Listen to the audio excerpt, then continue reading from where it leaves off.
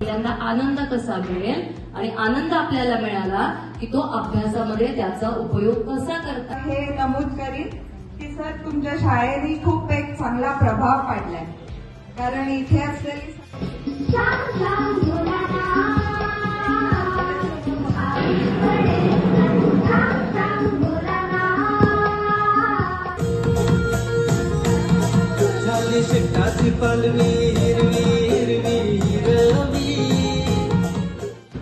नमस्कार,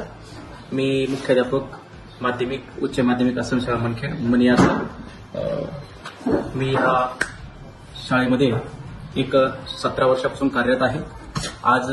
आमच्या या आश्रमशाळेमध्ये जनजाती कल्याण आश्रम यांच्या मार्फत जो उन्हाळी शिबिर हा जो उपक्रम आयोजित केला गेला होता, यामध्ये मागील 1 वर्षापासून या जनजाती कल्याण आश्रम मार्फत 2 शिक्षकांची नियुक्ती केली गेली आणि विद्यार्थ्यांना एक शिक्षणाच्या प्रवाहात आणण्यासाठी चांगल्यापैकी हसत खेळत शिक्षण अशा प्रकार शिक्षणाचे विद्यार्थ्यांना धडे दिले गेले। त्या अशा ज्या विद्यार्थी होते जे थोडेसे लाजरे बुजरे होते, त्या लाजरे बुजरे विद्यार्थ्यांना ह्या जनजाती कल्याण आश्रम मार्फत 2 शिक्षकांची नियुक्ती करून आणि आमच्या आश्रमशाळेत त्या विद्यार्थ्यांना हस्तकला, त्याच्यानंतर वेगवेगळ्या प्रकारचे रंगकाम, हातकाम यामार्फत शिक्षण दिलं गेलं आणि ते आज उन्हाळी शिबिराचे एक फलस्रोत म्हणून आज जनजाती कल्याण आश्रमचे जे काही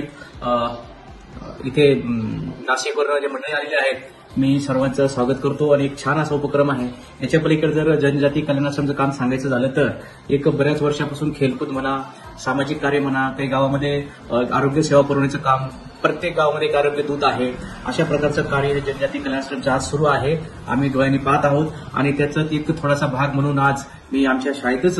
हा जो कार्यक्रम उपक्रम सुरू केला आहे हा खूप छान आहे आणि असा जर उपक्रम सगळीकडे राबवला तर असं सांगणं वावगं होणार नाही की एक चांगली पिढी घडणार आहे इथून आणि जे विद्यार्थी शिक्षणातून बाहेर पडत आहेत ते शिक्षणाच्या पर्वात येतील असं मला वाटतं। धन्यवाद। उन्हाळी शिबिर 8 दिवसाचं होतं, पण आम्ही सुट्टी असल्यामुळे आम्ही 2-4 दिवसामध्ये हँडल केलं आणि त्याच्यामध्ये चांगल्या प्रकारे गाणे घेतले, मुलांना वेगळं